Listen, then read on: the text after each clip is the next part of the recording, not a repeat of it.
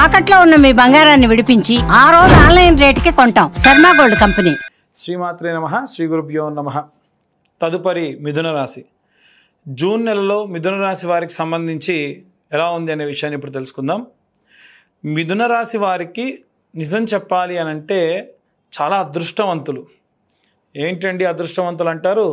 అర్ధాష్టమ శని నడుస్తుందని గత వీడియోలోనే మీరు చెప్పారు కదా అని అనుకుంటూ ఉంటారు.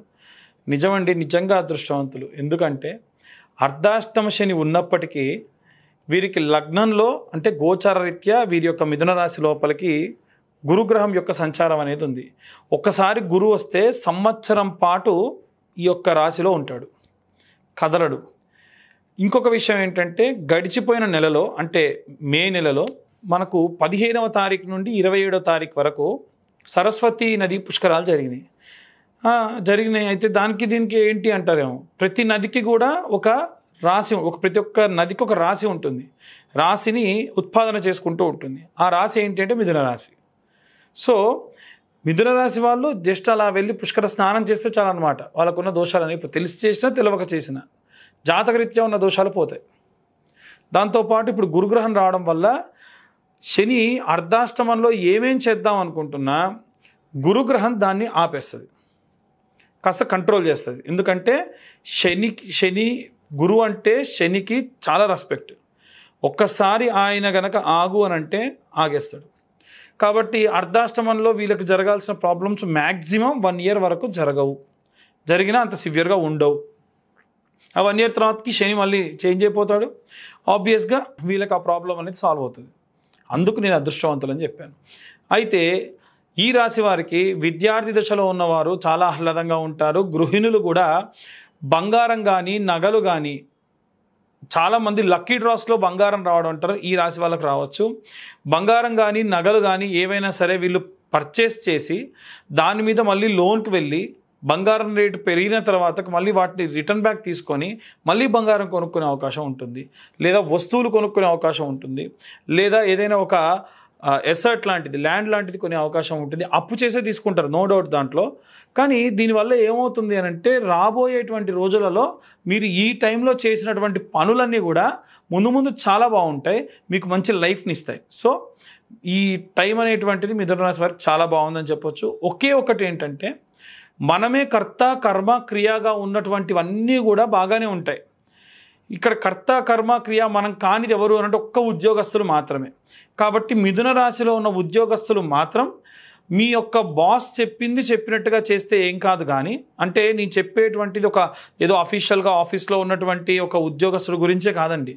చిన్న కారు వ్యవస్థలో ఉన్నటువంటి కిరాణా షాప్లో పనిచేసే వాడి దగ్గర నుంచి స్టార్ట్ అయ్యి పెద్ద ఎంఎన్సీ కంపెనీలో పనిచేసే వాళ్ళ దాకా ఉన్నటువంటిది ఏంటంటే అక్కడ మీకున్నటువంటి నామ్స్ ప్రకారంగా త్రూ ప్రాపర్ ఛానల్ ఏవేవి వెళ్ళాలి, ఏవేం చేయాలి, అవి చేస్తే ప్రాబ్లమ్స్ ఉండవు. అలా కాకుండా మీరు ఏదైనా సరే అయ్యో నా కంపెనీకి ఇలా చేస్తే లాభాలు ఉండవు, నేను ఏదైనా కొంచెం ప్రయత్నించైనా సరే లాభాలు తీసుకురావాలని చెప్పేసి మీ సొంతంగా ఏమి యూజ్ చేసినా, ఏం తెలియవాడినా అవతల వాళ్ళకు లాభం వచ్చినా కానీ దాన్ని నష్టంగానే పరిగణిస్తారు. సో మీరు అత్యుత్సాహం ప్రదర్శించకండి. మీరు ఎంతవరకు పని చేయాలో ఆ బార్డర్ వరకు మీరు వర్క్ చేయండి, అంతవరకు ఏం కాదు. అలాగే సినీ రాజకీయ రంగాల్లో ఉన్నటువంటి వారికి కూడా తీసుకునే నిర్ణయాల వల్ల ప్రతిష్టాత్మకమైనటువంటి నిర్ణయాలు తీసుకుంటారు. అలాగే రాజకీయ రంగంలో ఉన్న వారికి ఎక్కడ లాభం ఉంటుందో ఆ వైపుకు టర్న్ అయ్యేటువంటి అవకాశం కూడా ఉంటుంది. తాత్కాలికమైన మార్పులు చేసి మళ్ళీ తర్వాతకి ముందుకు వెళ్ళేటువంటి అవకాశం కూడా ఉంటుంది. ఇక వివాహం కాని వారికి కూడా మంచి యోగదాయకం అని చెప్పొచ్చు. వివాహం జరుగుతుంది. గృహిణులకి, విద్యార్థులకి, ఉద్యోగస్తులకి, వ్యాపారస్తులకి, అలాగే సినీ రాజకీయ రంగాల వారికి, వివాహం కోసం ఎదురు చూస్తున్న వారికి, కోర్టు గొడవల్లో చికాకుల్లో బాగా ఇబ్బందులతో ఉన్నటువంటి వారికి అందరికీ కూడా ఎలాంటి రెమెడీస్ తీసుకోవాలి, ఎలాంటి మంత్రపఠనం చేయాలనే విషయాన్ని ఇప్పుడు మనం తెలుసుకుందాం.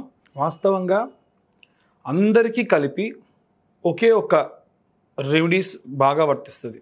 ఈ జూన్ మాసం అంతా కూడా మనకు ఆదివారం నుండి ప్రారంభించి శనివారం వరకు కూడా నిత్యము కూడా నేను ఇప్పుడు చెప్పేటువంటి విధానాన్ని ఫాలో కావండి.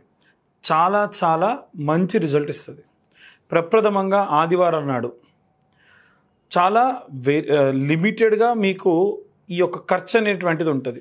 ఏంటిది ఇంతకీ అదంటే, ఆదివారం నాడు నవగ్రహాల దేవాలయంలో, నవగ్రహాల గుళ్ళో సూర్యుడి ముందు, మధ్యలో సూర్యుడు ఉంటాడు, ఆయన ముందు ఒక ఆకు డొప్ప పెట్టేసి దాంట్లో ఒక పిరికెడు గోధుమలు వేయండి, దాంట్లో ₹1 బిల్ల పెట్టండి.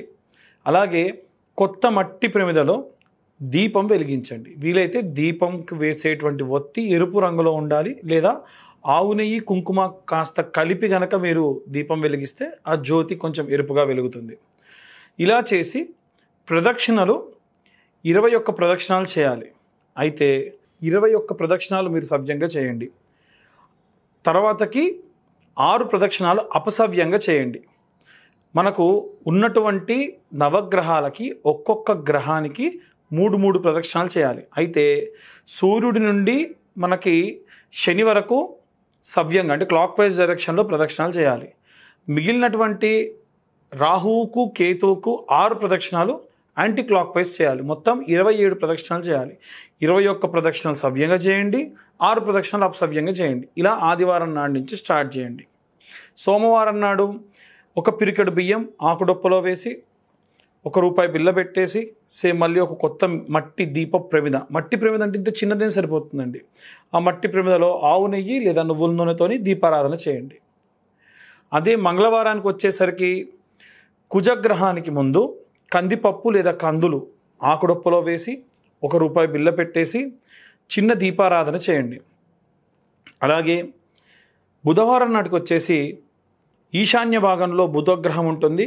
ఒక ఆకుడొప్పలో పెసరపప్పు లేదా పెసలు వేసి ₹1 బిల్ల వేసి దీపారాధన చేయండి.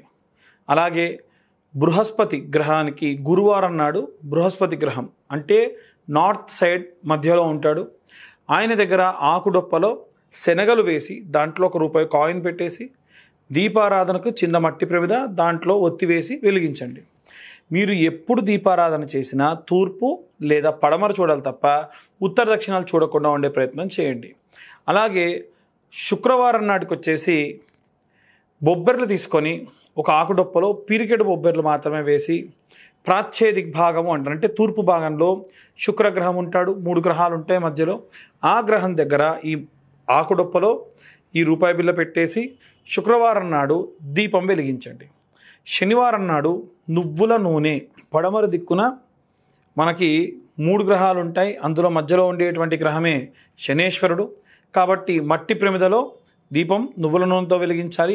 ఆకుడొప్పలో నువ్వులు పోసుకొని ఒక చిన్న గ్లాసుడు నువ్వుల నూనె స్వామివారి పైన వేసి కాసిన్ని నువ్వులు కూడా వేయాలి. ఎట్టి పరిస్థితుల్లో ఎవరు కూడా విగ్రహాన్ని తాకరాదు. ఏ నవగ్రహాల్లో ఏ విగ్రహానికి తాకొద్దు. చాలామంది బెల్లం పెట్టాలి లేకుంటే బొట్టు పెట్టాలని చెప్పేసి విగ్రహాన్ని తాకుతూ ఉంటారు. అలా తాకాల్సిన పని లేదు. కావాలంటే ప్రతిరోజు కూడా ఇంత చిన్న బెల్లం ముక్క నైవేద్యంగా కూడా పెట్టచ్చు. అలాగే మనకి రాహుకేతువులు ఉంటారు కదండి మరి అని చాలామందికి డౌట్ వస్తుంది. రాహుకు కేతువుకు మంగళవారం నాడే లేదా ఆదివారం నాడు, లేదా రాహుకు మంగళవారం కేతువుకు ఆదివారం నాడుగా సెగ్రిగేట్ చేసుకొని ఈ రాహుగ్రహం దగ్గర మినుములు, నల్ల మినుములు లేదా మినప్పప్పు ఒక ఆకుడొప్పలో వేసి దీపారాధన చేయండి. అలాగే కేతువుకు వచ్చేసి మంగళవారం నాడు లేదా ఆదివారం నాడు ఉలవలు ఒక పిరికెడు ఆకుడొప్పలో వేసి దీపారాధన చేయండి చిన్న మట్టి ప్రమిదలో. ఇలా నవగ్రహాలకి కూడా మనము నిత్యము ఈ నెల రోజుల పాటు కూడా చేసుకోవడం వలన నవగ్రహాలు మన జీవితంలో దశ అంతర్దశ విదశల వారీగా వస్తూ ఉంటాయి. కాబట్టి నేను చెప్పినటువంటి అందరికీ, పిల్లలకి, గృహిణులకి, ఉద్యోగస్తులకి, వ్యాపారస్తులకి అందరికీ కూడా చాలా చాలా ప్రశాంతంగా ఉంటుంది. మీ జాతకరీత్యా ఒకవేళ మీకు జాతకం తెలియకపోయినా సరే మీరు నవగ్రహాలకి శాంతి చేసిన దాంతో సమానం. ఇంకా వీలైతే మీరు పెట్టేటువంటి ఆకుడొప్ప ఇంతంత ఉప్పు, పిరికెడు రాళ్ళ ఉప్పు పోసి పెడితే ఇంకా మంచిది. శారీరక బాధ, నరదిష్టి, నరఘోష కూడా దానివల్ల పోతుంది. ఇవన్నీ కూడా మనం అధికమైనటువంటి ఖర్చు లేకుండా పెద్ద పెద్ద హోమాలు లాంటివి చేయించుకోకుండా ప్రశాంతంగా ఉండేదానికి దోహదపడుతూ ఉంటుంది. ఇక అందరూ కూడా నవగ్రహాల దేవాలయానికి వెళ్ళినప్పుడు చదవవలసినటువంటి మంత్రం ఏమిటంటే ఆదిత్యాయ చ సోమాయ మంగళాయ బుధాయ చ గురు శుక్ర శనిభ్యశ్చ రాహవే కేతవే నమః. అలాగే జూన్ నెలలో స్కంద షష్ఠి వస్తుంది. స్కంద షష్ఠి రోజున జంట నాగులకు వీలైతే క్షీరాభిషేకం చేయండి. స్కందగిరి లాంటి టెంపుల్స్ కానీ లేదా మోపిదేవి లాంటి దేవాలయానికి కానీ పళని కుక్కి లాంటి దేవాలయానికి వెళ్తే కనుక అక్కడ స్వామివారికి ప్రత్యేక పూజాదులు నిర్వహించుకోవడం వల్ల కుజగ్రహ వల్ల వచ్చేటువంటి కుజదోషం వల్ల కానీ సర్పదోషాలు కూడా తొలగిపోతాయి. ఇవన్నీ కూడా మనం గోచార రీత్యా చెప్పేటువంటి విషయంలో మాత్రమే. పూర్తిగా మీ జాతకం కావాలి అనుకుంటే మీ పేరు, మీ date of birth, time, place ఇవన్నీ ఉంటే మనం ఇన్ డీటెయిల్డ్గా డెప్త్గా జాతకం 60 నుండి 70 పేజీల్లో మీకు అందించి ఈ 2025 సంవత్సరంలో కేవలం 2025 రూపాయలు మాత్రమే ఛార్జ్ చేయడం జరుగుతుంది. మీతో హాఫ్ అన్ అవర్ నుంచి 1 అవర్ వరకు డీటెయిల్గా మీ జాతకం గురించి మాట్లాడి విశ్లేషణతో మీకు ఆ PDF కూడా ఇవ్వడం జరుగుతుంది. సర్వే జనా సుఖినో భవంతు. స్వస్తి.